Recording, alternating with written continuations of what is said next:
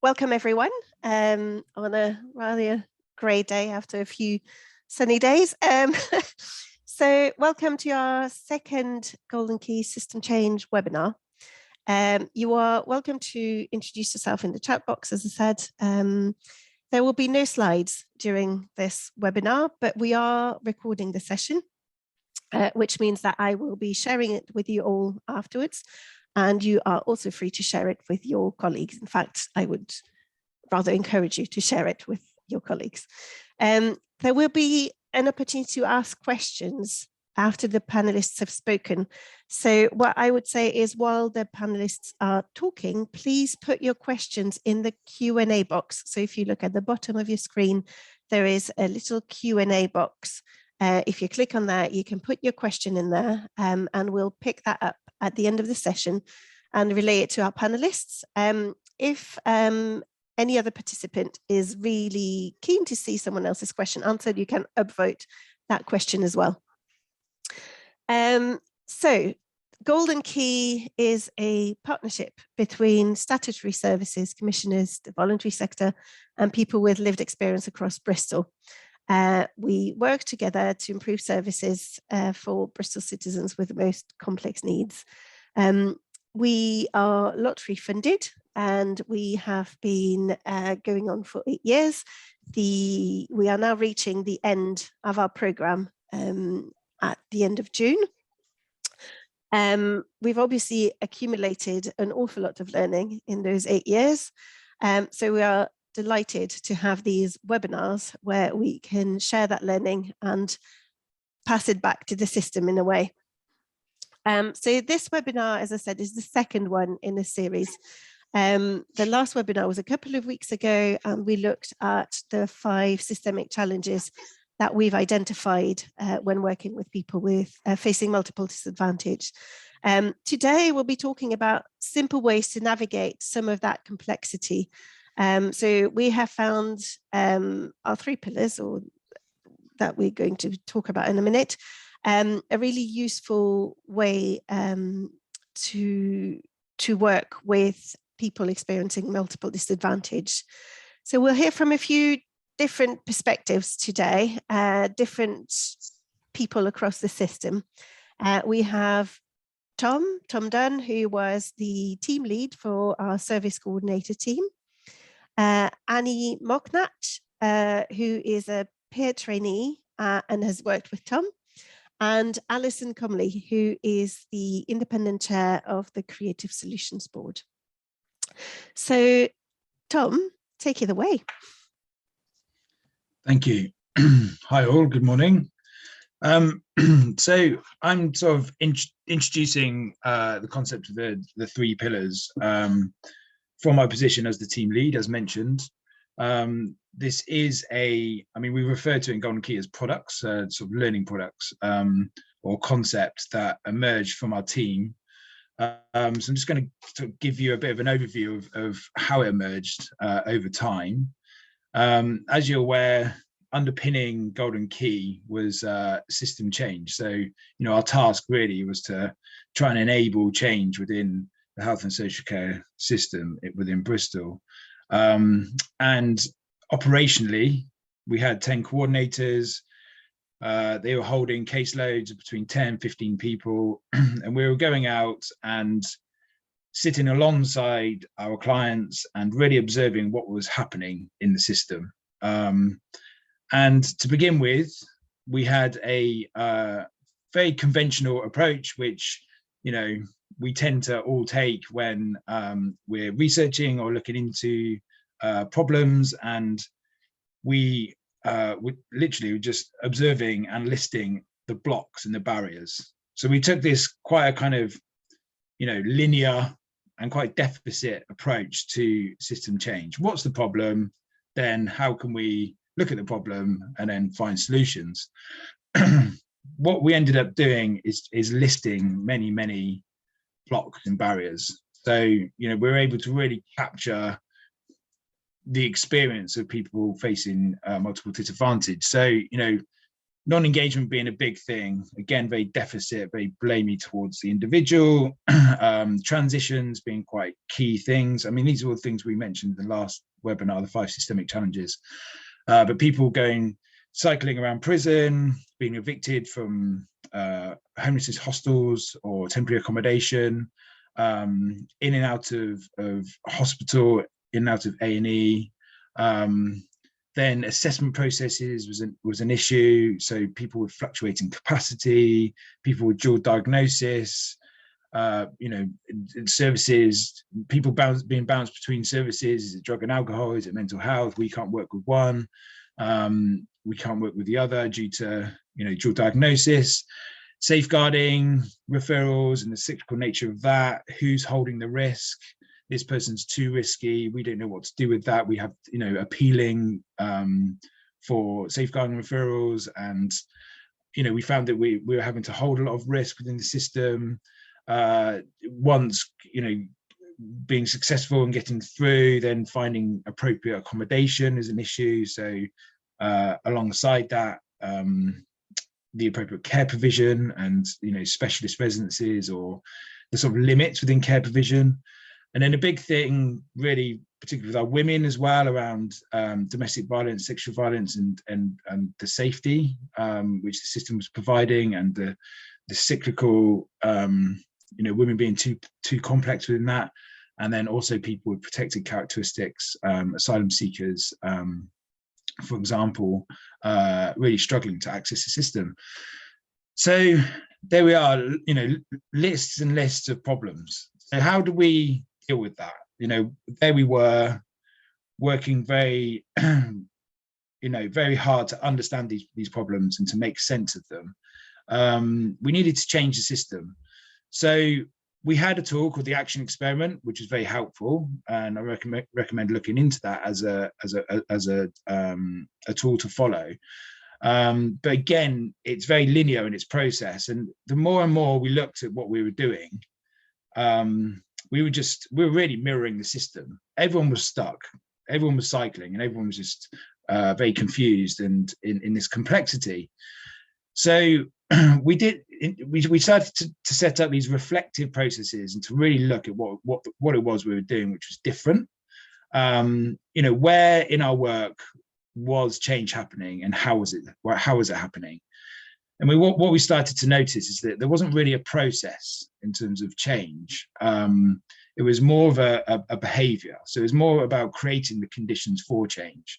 So within our work, which is multi-agency, it's person-centered, it's trauma-informed, it's try and bring people together and make sense of complexity. We noticed that the main things that we're looking at is the relationships that we had. So the relationships with the clients, but also the relationships with other services. Within those relationships, you built trust. And then once trust was happening, you were able to really explore complexity. And then with that trust came collaboration. So instead of that siloed, blame, competitive kind of condition, we were creating these new spaces where services were able to collaborate and really look at new ways of working. How do we look at new ways of working? Where we're slowing down and we're providing reflective spaces, and whether that was on a one-to-one level in a multi-agency setting. So these 3 themes really arose, and change was happening when these things were happening. So what we did is that we really kind of honed down on that, and we created this product, which is the 3 pillars. So the 3 pillars really offer a framework to follow. And what we started to do is to use these 3 pillars within different contexts. Hence why we have Alison here from Strategic today, and Annie, who's very much about that peer support level. But as a manager, I've been using them as well for my supervisions with staff. I've been delivering a team reflective practice session, so a bi-weekly system change session, which was based around the 3 pillars, really reflecting on the work we've been doing. I've even used it within recording, monitoring, sort of managerial processes, so roadmaps, and framing our work around relationships, collaboration, reflection, setting KPIs or targets, what have you. And what we found is that the three pillars sort of creeped into the culture of our practice, and we're really able to utilize this and then enable change. And it was just very, very helpful to make sense of complexity and to enable each other to work better and move forward. So yeah, without saying too much about it, we have created a video which we'd like to share. So I think it's probably a good time to go on to the video now.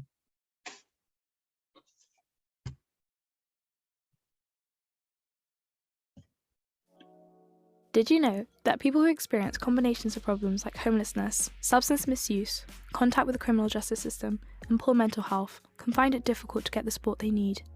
Services are mostly set up to deal with one issue at a time, so getting joined-up support is not straightforward. Sounds overwhelming? When people face these combinations of issues, they are often described as being complex or having complex needs. But what do we mean by complex? We might mean a person who's facing several issues, a problem that doesn't have an obvious solution, an organisation with lots of different people, or a combination of all of these things. Take Michael. Michael grew up in care and experienced abuse when he was growing up. Ever since, he's had difficulties building relationships and trusting people. He is homeless. He drinks every day. His mental health can get quite bad, and his mood unpredictable. He has some health issues from his drinking and from sleeping outside for a long time. Michael also finds reading and writing difficult. He doesn't have a mobile phone and struggles to use the internet. Typically, each organisation helps Michael with a different issue. However, everyone has a different opinion on what Michael needs to work on first. It can be confusing to know how to proceed, especially because there are many people in a similar situation to Michael and resources are stretched. Workers can get overwhelmed, and when we as human beings get overwhelmed, we can oversimplify things, jump to conclusions, or only see the situation in one way. This is where we often get stuck or caught in loops. Michael wants to make changes, but he doesn't see his problems as being separate. For him, they are all happening at the same time. So, what might help? This is where the three pillars come in. At Golden Key, we have noticed that when people let go of thinking they have control and focus on certain principles, it can help unblock the situation. The three pillars are relationships, collaboration, and reflection. We use and recommend these three pillars because they are proven strong, reliable, and supportive ways of dealing with complexity. Whether you are working with people, writing reports, or chairing a board, the three pillars can help. The first pillar is relationships. Relationships connect us with people, building trust, giving us confidence to try new things whilst learning about ourselves. They help us understand how other people see a situation or problem. Improving relationships can have a transformational effect on our work. The second pillar is collaboration. Successful outcomes in complexity happen when we bring together multiple perspectives. This can help us to build trust and accountability and create space for positive risk-taking and innovation. The third pillar is reflection. When we say reflection, we mean the process of being reflective. Thinking or talking about what you do, what happened or how you felt, and noticing and learning from experience. It helps us to manage our own and each other's well-being and to recognise the biases or assumptions that we bring to situations. A reflective approach can help organisations to learn. It's about creating a culture in which we have more conversations about our work. So, these are our three pillars: relationships, collaboration, and reflection. Things we all experience and can all take some small action to improve. We hope that they can help you to navigate through the messiness and complexity of your work as much as they have helped us in ours. If you want to find out more, please get in touch or check out our website.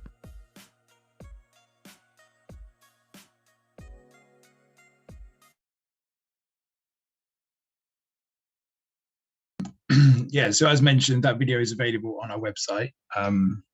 So yeah, it's available to share with others. We had a learning event the other day, and it was amazing to observe, actually. I was doing a presentation on this with two of my previous colleagues, and we were talking about the experiences of the system within their their context, and they were talking quite kind of, you know, in a problem focused deficit way.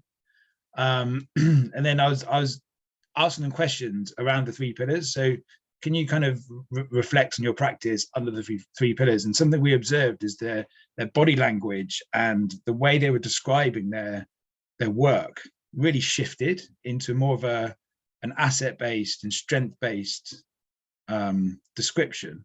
So something I really wanted to share there is that it's just a great way of enabling, if you're experiencing quite kind of negative deficit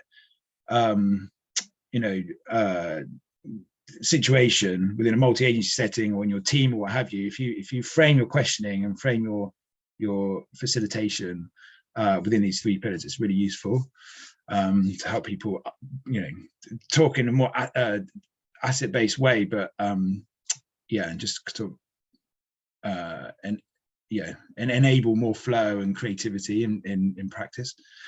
Anyway, that's enough for me. I'm going to bring in Annie now. So Annie, would you like to introduce yourself? Yes. Firstly, I want to say hello. Thank you everyone for joining us today, and thank you for asking me to be part of this webinar.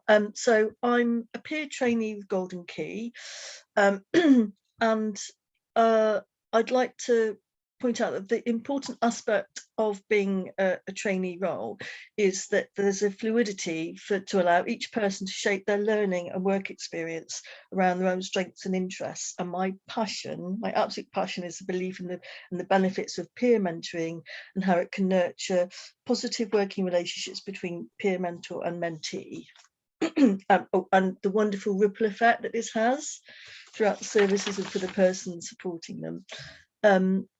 Also, I only started in 2020, so Tom was my line manager, and I felt totally embraced and encouraged by the service coordinator team to work alongside them to develop my passion for peer mentoring, and you know, it totally, the whole thing of, you know, collaboration, reflection and relationships, because they took me on, listened to me, and we worked collaboratively together to support some very vulnerable people, and we've had some really amazing positive outcomes because of it. So that's great introduction. So in terms of the 3 pillars and your experience of Golden Key as a peer trainee, you've been working quite closely, haven't you, with clients through peer support.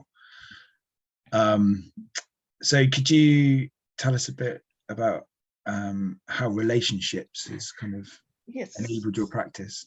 I think one thing I want to talk about is very pivotal. Sorry, I can't speak. Pivotal is the fact that as a peer, this means that I'm coming in with my own lived experience, and you know, I started out as a volunteer and then in a paid role, and it allows someone who who's never worked in mental health sector before to the opportunity to recognise and utilise the expertise which they can bring, which is their own life experiences. And how I like to shape it is the experiences of when myself and family and friends have been through troubled times. So I think that for me, acknowledging a peer role for the person I'm working with is so central, because straight away that cuts through any power imbalance. What, you know, it's incredible. It's the constant feedback I have, you know, when it was volunteering and in the Golden Key work, is, you know, when I work with people, the clients, and they say, you really know, it feels like you understand me, and which creates a real solid platform for building trusting relationships. And you know, it's just, again, working alongside service coordinator team, it's just building those relationships, you know, it feels very positive, always listening to each other, really supporting each other. So yeah, it's been an incredible experience. Have you do you think those relationships you've had with the clients, has, you know, have you seen any change within the client in terms of their recovery? Yes. I mean,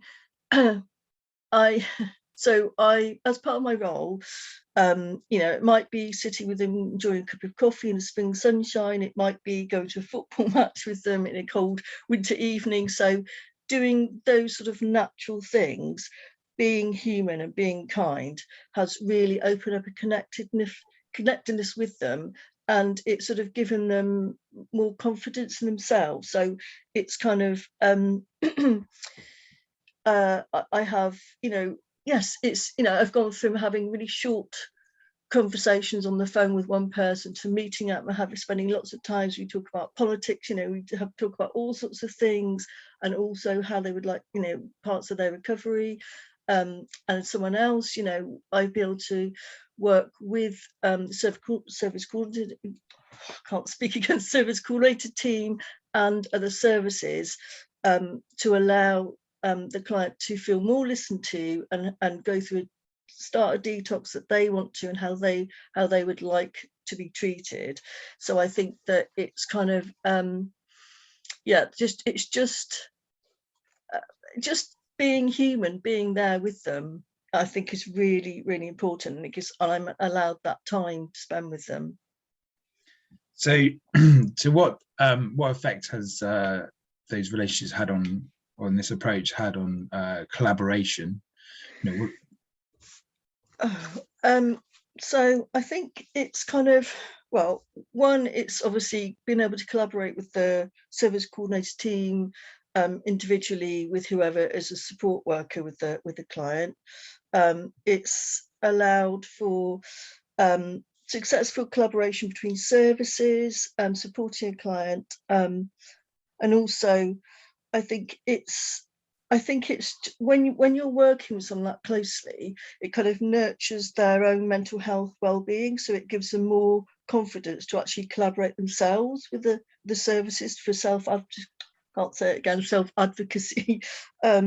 So I think it's kind of creates, because you're coming in on lots of human level, I think it allows, whether it's, maybe a hospital worker or a police community support person, if you're sort of talking to them and you're sort of coming in as saying, well, have you thought about maybe dropping a note through the door, because maybe they're feeling a bit nervous about the police turning up at the door, and so it creates a sort of collaborative kind of understanding. And I think it's it gives people an understanding of thinking of thinking of the person in as a person, and not as someone who's in a cycle of negative services, and it's just they're trying to kind of change. It helps them change their attitude, I think, because it's like a lot of people don't even realize that they have a negative attitude, and they, even if they're in the police or in the hospital services, I would personally like to think that they would look at people differently, but they don't always. I think they're caught up in that cycle of not seeing them as just a human. Yeah, I mean, one thing I've noticed in your practice, being so close to the clients within your peer support role, is that position of curiosity that you've enabled. So there's advocating for the client, but you're positioning yourself where you can be curious about how the system's working. So you're appropriately challenging the system, saying, okay, I'm just wondering, is that the best way to do that? Because are you aware of what's going on for this individual and what their needs are? Is there any way of flexing that? And just being able to position yourself there, and then collaborate and be a little bit more creative with. Yes, I mean, I think, I certainly pick up on some of the services. They very much like, why won't they answer the door, and why won't they let us come in and sort this problem in the house? And I, just consistently saying, just put it back to the person. They're not in the right place, and in a very polite but curious way, I say, thank you very much for letting me know that you weren't able to come to go in, as even though this person has said that you can come in. He wasn't feeling ready that time. And I think it's just sort of chipping away, I think, at people's perceptions, and it creates a better relationship between, whether it's a housing association or you know, and the client and the tenant. And I think that just feels, yeah, again, it's like it creates more positive, nurturing, like that ripple effect, as I like to call it. Mm. And so do you think that that sort of leads into that space of reflection then, where you're sort of inviting others to come in and really reflect about what's happening rather than yes, I mean, I was quite amazed. I remember once, you know, one particular person, like I said, he was constantly having the police community people knocking on their door, and he called me and he was saying, oh, I'm really nervous. And so I managed to find out who this person was, the community officer, and I just said, I don't suppose next time perhaps you could just pop a note through the door to explain who you are and why you're knocking.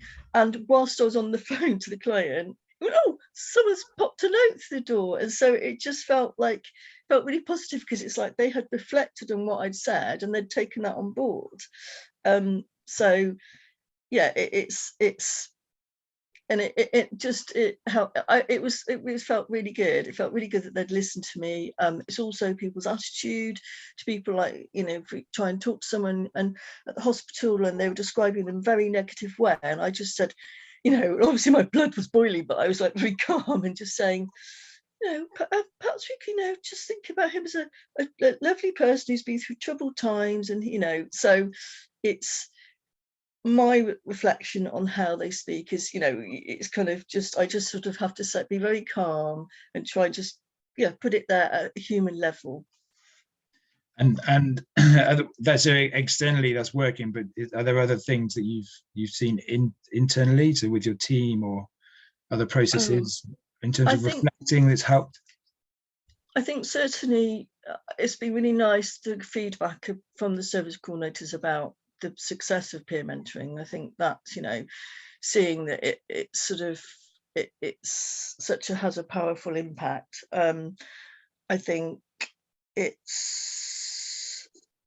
there's an understanding that I think it's like one of the things that I expressed, I don't understand why we don't have funding for mentoring isn't funded for people over a certain age, and I think it should be, you know, that's a system change I'd like to see. But I think it's just been, yeah, it feels really wonderful. You know, it's also helpful because we'd have conversations, like you said, you have your reflective practice, and we talk about, you know, it can be, particularly someone with myself and my own lived experience, it can be, brings up things for me. So it's good to have that reflection on how does that feel. And, you know, I have wonderful support for yourself and the other service coordinator team about if, you know, if I'm worried about somebody. So I think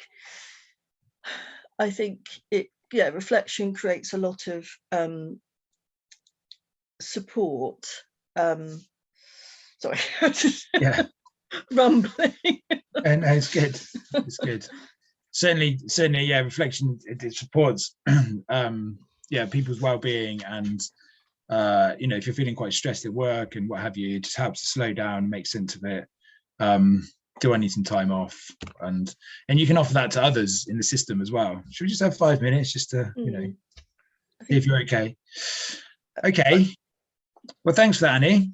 Just wanted to add a little quick thing. Also, I forgot to say that interestingly, one of the first pieces of work I did for Golden Key was interviewing people with lived experience, using the relationships, collaboration and reflection as like an interview technique, and it just flowed so easily. And I've heard, so, you know, I felt very honoured because they shared some of their personal stories. And so I think this is another helpful way, the whole 3 pillars, when you're talking to somebody and trying to get their story from them. So yeah, that's what I'm to say.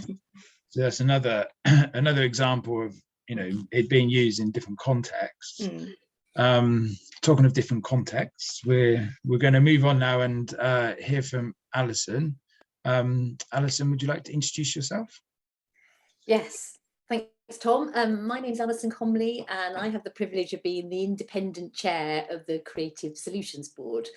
My background is I was started life as a social worker, and then I've spent most of my career in the local authority, managing all sorts of things in the council. And as I say, I've been chairing the Creative Solutions Board since it started in September 2019.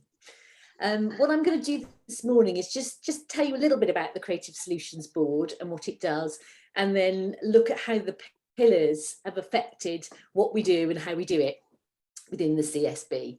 So where did it come from, the Creative Solutions Board? Well, Tom talked earlier about the initial work that was done in Golden Key in terms of identifying kind of lots of blockages for individuals who are facing multiple disadvantage.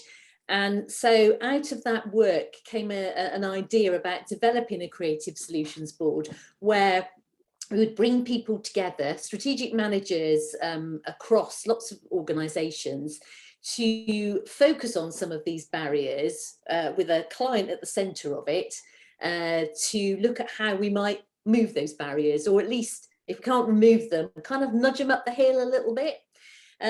So it set up in 2019, as I said, and how the board works is we take a client, usually from the cohort that Golden Key have been working with, where things have got a bit stuck. There may be barriers in terms of different services, or the system is not kind of serving that person very well, and the coordinators and other practitioners are just feeling they can't kind of move this forward. On the board, we've got people with lived experience, health and social care, criminal justice system, homelessness services, drugs and alcohol services, and any other appropriate agency for that particular individual. And what we do, we spend the first part of the meeting focusing on that individual. I'll talk a little bit about the paperwork kind of slightly later on. So we've got a picture of the individual. The practitioner comes and presents just for about 10 minutes in terms of some of the key issues and what they would like from the board. And then as a board, we work together as a team and in groups, just looking at what could we do to remove some of the barriers that have been identified and provide a better outcome for that person. And we've managed to do that for a lot of the people that we've spoken about, some more successfully than others. The second part of the meeting, working with a colleague, Paul England, who's a system change specialist, we then try and helicopter up and say, okay, well, we've looked at this individual, we've looked at the barriers, we've hopefully come up with some ideas and some different outcomes for that person. What does that tell us about the system that we're working in? And how might we then create wider change by taking that individual, looking at them, and then helicoptering up? So it's different to other multi-agency meetings. I think Tom talked earlier about kind of having a bit of time and space to think about some of those things, rather than, I'm sure everyone on this call will have, particularly over the last sort of 18 months or so, been at lots of meetings where you've got a very clear agenda and you've got to get through the agenda, you know, within an hour and a half. What we try and do is give ourselves a bit of flex in that, in terms of exploring issues, exploring what we've learnt in terms of the discussions that we've had, and just kind of maybe put it at a slightly kind of different pace. And obviously, in terms of the Creative Solutions Board, that has been was a central part of the bid for Changing Futures money. So it will have a new life in the new world, transferring from Golden Key to Changing Futures. That's a bit about the board and what it does, and we meet monthly, I should say. So just to talk a little bit about the pillars, how we use the pillars within how we work within the CSB. Well, relationships, absolutely key to doing any kind of change work is building those relationships. And we all know how much more difficult that's been in terms of making relationships when we're on Zoom all the time. So now we're hopefully getting back to more face-to-face working, and having run the Creative Solutions Board both online and in person, I think the quality of conversations we can have face-to-face is really, really important. And whilst there's some good things about kind of business type meetings online, I feel very strongly that some of those deeper conversations we kind of need to be having in person.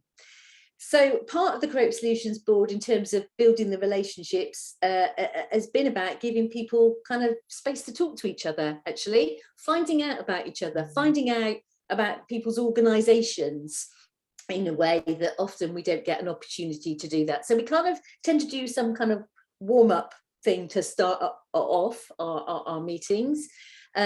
Then we start to work together looking at the client issues and doing that differently. And I talked earlier about, obviously, the person whom we're talking is not in the room, and that's really important to reflect on. So Tom and the team have worked really hard to work out, well, how can we get a sense of a person in the room? So we know a bit more about the person that we're talking about. And the paperwork that we use is very much has a strengths-based approach. So we are obviously looking at all of the issues about the multiple disadvantages that that person is facing, but we're also looking and considering about some of the skills that they have, the interests they may have, that thing that Annie was talking about, trying to think about the whole person, not just the problems that that person might be seen to present to the system. There's some good positive challenge in the room, and that is about building up those relationships in a kind of trusting way. It's difficult to have difficult conversations if you don't know somebody very well. So actually, and you can't just bring a group together and say, right, trust each other. Trust has to be earned, and I think we spent quite a time in the board trying to kind of create those conditions where people feel they can positively challenge each other. I think when we first started the board, there was quite a lot of conversations, echoing sort of Tom and Annie's discussion around, oh, this person's not engaging with our service, so we've offered and they don't want to engage. I think now we're much better at thinking, okay, well, where is this person at the moment? What is it about how the service is being offered that might mean that that person's response is not to engage? So I think the language, which is really important actually in terms of how we work, I think the language has changed quite significantly. I think trying to change the kind of mindset, I know the whole system is under pressure quite clearly in terms of resources, people, money. We know that there is more demand than the system often can kind of hold.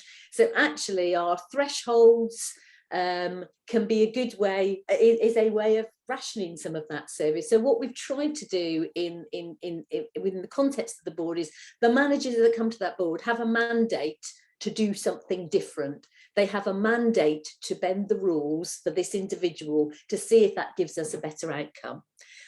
I think we've got to a place where the board trust each other, that if they're given, so if you don't come to the board, it doesn't mean you don't get any actions. So not coming doesn't mean you get off scot-free. So often, and I think particularly with COVID and people dealing with some quite difficult kind of situations, urgent situations, we have given tasks to people, to organisations, which, although they haven't been at the meeting, they have undertaken.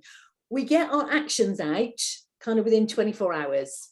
So I'm sure all of you will have been to meetings where you don't get to look at the actions until the minutes come out about a month later after you've had it. People will get the actions within kind of 24 hours. And actually one of the things we've learned is that if people do the actions quickly, there's a real kind of momentum behind it. You know, if at a good meeting, here are the actions and people get on and do them. And just to give a concrete example around the relationship building, when we started, the service manager for housing and the lead social worker in council had never sat down and had a conversation. The work on the board meant that when COVID hit and everyone in happened in terms of getting homeless people into hotels, those people had already got those relationships, and they identified that being part of the board and building that trust and relationship had made a real difference. So that's a really good kind of byproduct of that way of working. Collaboration. Well, obviously we collaborate in the meeting in terms of trying to come up with sort of outcomes for individuals. And just another little example, in terms of housing, there was a client that we talked about that had been round and round the cycle in terms of homelessness, in accommodation, doing well for a bit, falling out again. And there was a particular unit where they had done well in the past that wasn't really on paper, wasn't the appropriate place for them now, but there was some flex in the system because that's where that person said they wanted to go, and that's where they'd made some good relationships, and housing flexed to allow that to happen. And from there, that person again made the next small step in terms of trying to sort some of the issues out for themselves. As well as within the group, there's kind of collaboration that happens outside of the group as well. So, and Tom might want to come in on this one.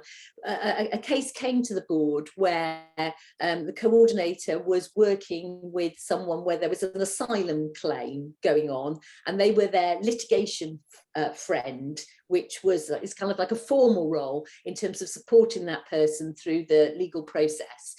And because the coordinator was going, because obviously Golden Key kind of coming to its natural end, it's like, well, who's going to fulfil that role?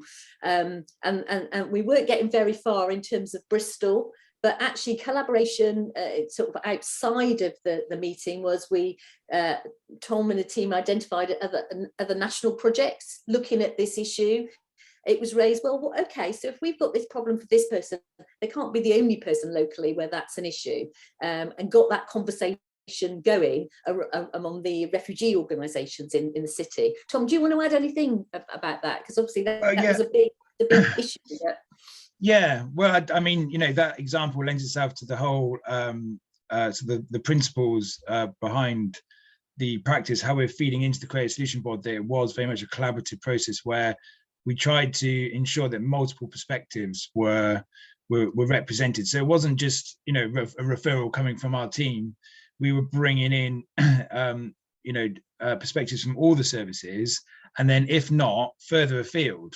Because Bristol had a limited knowledge around asylum seekers and the litigation friend and what have you, you know, we were able to seek advice and consultation outside of that and bring that in. So we're bringing learning from, you know, from our referral, and I think that sort of lent itself to, you know, systems can tend to be hierarchical, but with the Creative Solution Board, we've been flattening that hierarchy and bringing in multiple perspectives from different parts of the system, you know, whether that's high up from commissioning above, you know, through to consultation nationally to, you know, lived experience, etc., and trying to bring it all in so there's just a better picture. That's really been our approach. Thank you, Tom.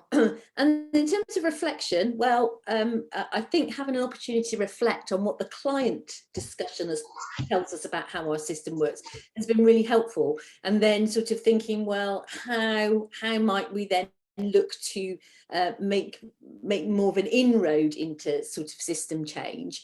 I think I would say, as a board, we've been very successful in getting the system to flex for individuals. Have we created wholesale system change? No. One of my aspirations and hopes for Changing Futures, because obviously that's a new vehicle that the CSB will be part of, and the architecture around Changing Futures will mean that we can feed into the programme board so that we can really, we've got real opportunity in Bristol to really look at how we might embed some proper system change. So I think we've done well on system flex, could do better on system change, but we've got things in place that hopefully will drive that forward. We also spend a bit of time, I guess, in reflection about what individually people can do. I think it can be, even when, you know, you're in positions of power in your organisation, it can sometimes, you can feel quite powerless. So actually thinking about what are the things that you can personally do. And my belief is actually there's quite a lot of stuff we can do that doesn't really need permission or changing the law. You know, we're not asking people to do anything illegal, but you know, that we actually have quite a lot of individual power that can help support system change. It's having that mindset about thinking about it. And in terms of thinking, one of the things we did was we've followed up all of the clients that we've looked at in the Creative Solutions board, because it's great having the board, yeah, lots of things happen, but is there a better outcome for the client, and kind of followed that up and looked at what has, again, learned from what's worked well and what hasn't. And just to finish off, I think the approach, I don't think it's rocket science, actually. I think it is a way of working. I think the relationship bit is absolutely crucial, and it's great that the approach is being sort of protected into Changing Futures to work with 3 new cohorts. UE have evaluated the Creative Solutions board, and their independent evaluation is, yes, actually, the board has made a difference, and actually just getting the professionals together to do the paperwork, actually, that really helps in terms of people making new relationships as well. So I'd say, yeah, that the pillars have been really helpful in helping to organise for ourselves something that on the initial surface looks incredibly complicated. And sometimes when things look complicated, it can feel like you can't do anything. The pillars help us to unpack that a bit, with hopefully with the person that we're talking about right in the centre of it. Thank you.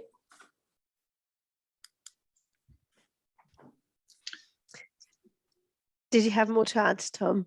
No, I was just going to say thanks to Alison, and then we're going back to you now, aren't we? Yeah.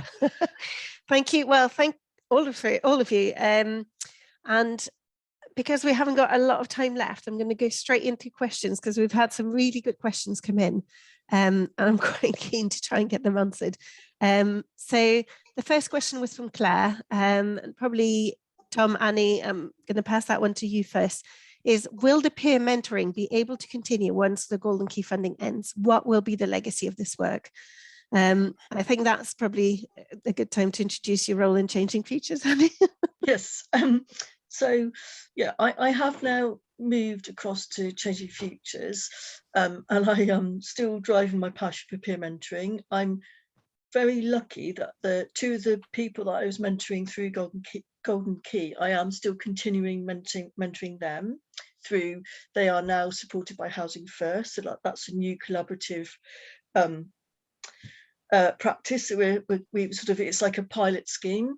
I am aware that the young people, as I mentioned, the young people there is funding for peer mentoring for them, and I will be doing my own peer mentoring for some people. So I mean, and my personal hope is that this will be recognised, and this will be, we're bringing in more people with lived experience, and there'll be like a learning academy where people with lived experience can up their skills, whether it's volunteering and then maybe paid work. And so, yeah, my hope is that this will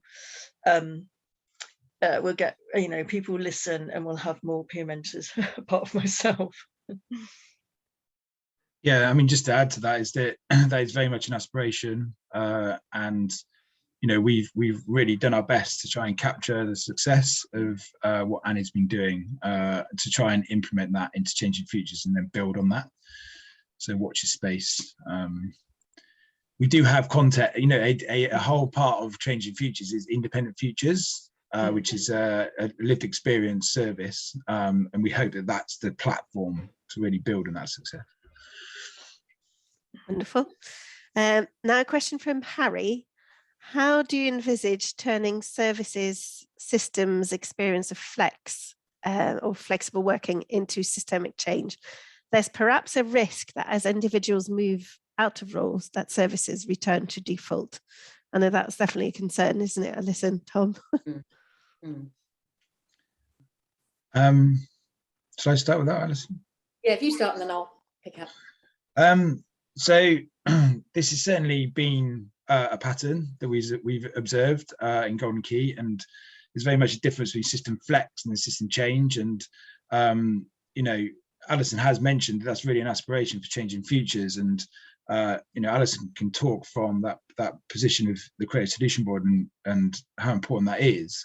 But for me, it's all about mindset and culture So this flex, shouldn't be seen as something which is different, and it's just it's something that happens once in a while. We're hoping to really build a change in mindset and culture across the whole system where flex will happen all the time. And to do that, we have to bring people together, and we have to work collaboratively and try and change the way the system is siloed. And that if we can create shared risk, shared accountability, and those reflective spaces, and we create a culture where trying new things is rewarded, then that's flex will become change. It just takes time. So again, it's not looking at it through a kind of linear, process-driven approach. It's more about that relational, cultural, softer stuff where change will occur, and that's really what we're aiming for. The process, like the Creative Solution Board, will help with that. Alison? Yeah, I mean, I think Tom's right. It is about kind of almost trying to build a kind of a social movement about that change bit, but I think it's about approaching it on a number of different levels. Flexing services for individuals so they get better outcomes is better for the individual. Great, that's really, really important. Actually, if you're talking to the financial directors of organisations, actually what they want to hear is that actually if you stop somebody from continually going around the system, and actually you help them rebuild their lives so that their need for services is, they may still need services, but it might be different. It's not about the sort of crisis bit. Actually, what you might do is save some money for the organisations and for the system. So there's something about trying to pitch the argument in different places at different times. So part of the useful stuff around Golden Key has been all the work that UI's done to evaluate. So independent evaluations, it's not just people in the service saying, we think this is the right thing to do. You've got other organisations, independent organisations saying that too. Independent Futures obviously is a national programme, so we're not the only area. Bristol's not the only area, so we can and we will be linking up with other areas around the country, because I think there is something about kind of building that momentum nationally. I was watching the news the other night, and there's been a whole load of stuff on the BBC News 10 o'clock news about drugs and alcohol, and there was sort of like a bit of a headline about there's a link between mental health and drugs and alcohol misuse. You can think, really, how long have we known that? So there is something about trying to capture this work, capture these approaches, and doing what we can in Bristol to kind of change things, but also trying to influence what's happening kind of wider. And I think Changing Futures does provide a real opportunity to do that. It's not easy, and I think that whole thing about system change, it's a bit like you've got to keep pushing. We'll never completely do it. There'll always be something to change, but we kind of got to keep pushing. And if enough people do keep pushing, and I think for me, the fact that the Creative Solutions Board will now feed into the programme board, which has all the big wigs on it, if you like, that again, you're trying to send this message both up and down and around the system. Is it okay if I just quickly add also from my personal lived experience, attending certain meetings, attending meetings with social workers, I am seeing that there is real system change and there's a real desire to do things differently. So, it fills me with joy and hope. So,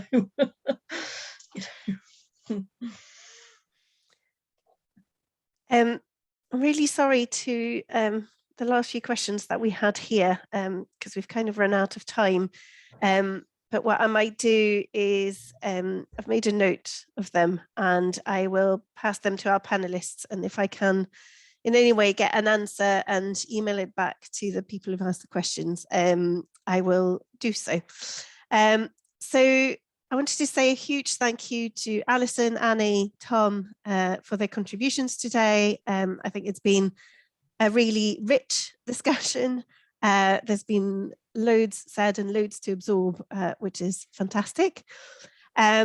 So yes, we've got another webinar next week, same time. Tom, do you want to talk a little bit about it, or?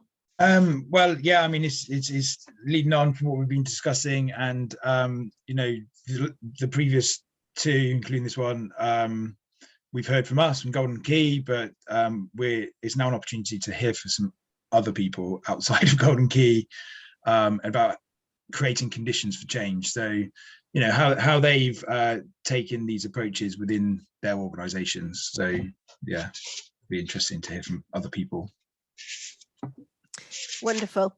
So yes, I will send everyone the recording to this webinar, and please do feel free to share it with your colleagues. Do have a look as well on our website.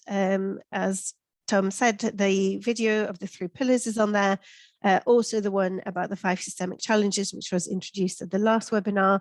And we also have a load of learning products on there, from infographics to reports to other products, practical guides and so on. So do have a look on there because it is rich and useful again. And thank you all for joining us today, and I wish you a really lovely day. And look, the sun's come out as well. So bye-bye. Bye.